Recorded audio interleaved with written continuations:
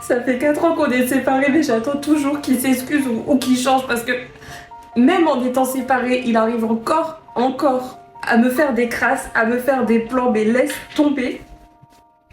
Et non, il peut pas s'excuser, il peut pas changer, il peut pas. Il reste comme ça, toujours, même 4 ans après, il change pas. Tu attends une clé de la part de la personne qui a construit la prison, tu ne crois pas? Mais c'est juste un mot, une prise de conscience, qu'il reconnaisse enfin ce qu'il m'a fait.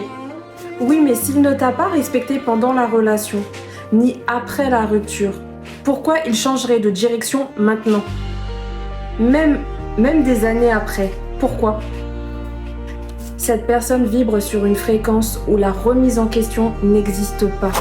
Donc il ne demandera jamais pardon. Jamais il me demandera pardon. Jamais.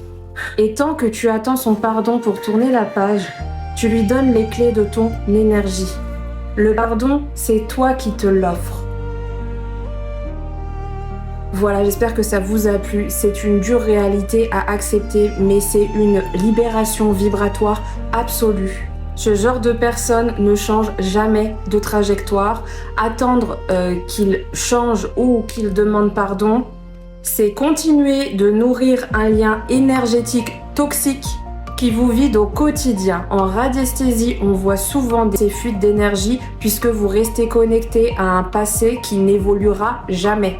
Le respect qu'il ne vous a pas donné, arrêtez de le lui réclamer, même 4 ans après, même 8 ans, même 10 ans, arrêtez qu'il vous considère. Il ne t'a pas considéré avant la relation, ni pendant, ni après la rupture. Mais comment il peut te considérer même 8 ans ou 10 ans après?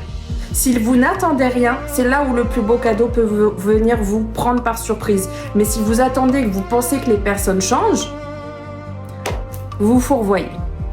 Alors, reprenez ce pouvoir, coupez ce lien d'attente et offrez-vous le respect que vous méritez.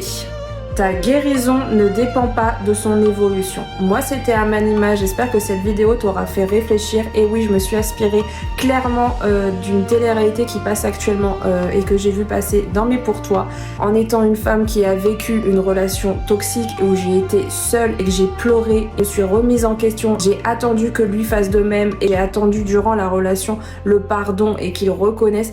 Je vous jure, vous vous perdez. Et encore dimanche, j'avais une amie qui me demandait, mais tu voudrais pas qu'il te demande pardon, même après tant d'années? Je l'ai regardé, j'ai dit, mais pardon de quoi? Je suis moi-même pas en colère ou en guerre pour qu'il vienne me demander pardon.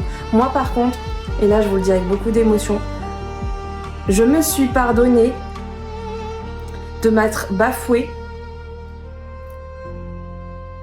de m'être rendu dans cette direction-là et d'être resté aussi longtemps et de moi m'être remise en question.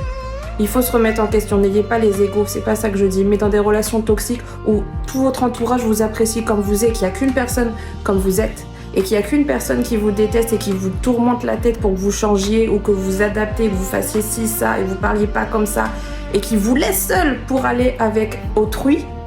Non, là vous changez pas, vous remettez pas en question, vous fuyez et vous demandez pardon à vous et vous n'attendez plus le pardon de cette personne et n'attendez plus qu'il change.